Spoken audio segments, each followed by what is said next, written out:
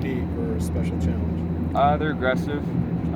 They present a unique set of challenges where we got to establish the run and be efficient because they want to force you into some mistakes, and we just got to be disciplined and play within our scheme. Do you see a lot of similarities to Oregon State last year?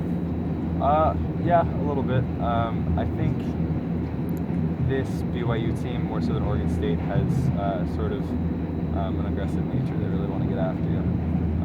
And I think that is schemes plus players. The BYU game last year, that first half, was the first real adversity you had to face. Looking back, how'd that shape the way your season went and your progression? You can't force balls. I mean, it's kind of just a general rule of quarterback. Don't throw across your body and be smart when you're on the run because there's no real coaching for, I mean, you can coach scramble rules, but you can't really coach improvisation. So you just got to be smart with it, and that's kind of what I've learned. I messed it up in high school a few times too. It's just, you make mistakes and you move on. How do you think the players are settling 2 games in with Kennedy's offense, his play calling? Where do you think you're with that? I think we're doing really well. There are mistakes all across the board, so we just got to clean up as much as we can each week. I think play calling's been phenomenal. He's incredibly aggressive, but also wants to stay efficient in the run game. And I couldn't have asked for a better called game, but you could have asked for a better executed. There were some drops again against UNLV. Is there anything you can do to help those guys out wide settle in the hole and not drop those balls? Just got to make it easier for them. That's what I have to do is try to make everyone else around me better. And they're working their butts off, and I just got to make it easier on the offensive line and got to make it easier on the offensive line with giving them better leverages by how I move in the pocket. Got to make it easy on the receivers by trying to put it as good a ball as I can. You got to make everyone around you better, and that's what I think the better players do in this country. Is there a psychological component to that too, as far as like encouragement and cajoling them whenever needed and stuff like that? Yeah, when you have a successful play, that's encouragement in itself, but you just got to make sure no one gets too far down or too high up.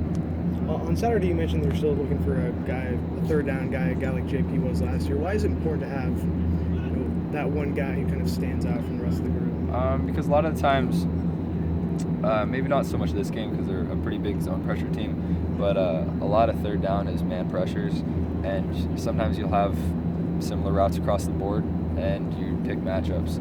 So when you're second guessing yourself on matchups because you don't know who exactly is the dude, that'll slow you down. When you have one guy you can count on in man-to-man coverage, you need that because when you're bringing 6+ guys, you have to zero out your coverage and go to man-to-man. So that is when you rely less on scheme and more on just playmakers. Are you much closer to figuring that out now than you were 2 weeks ago?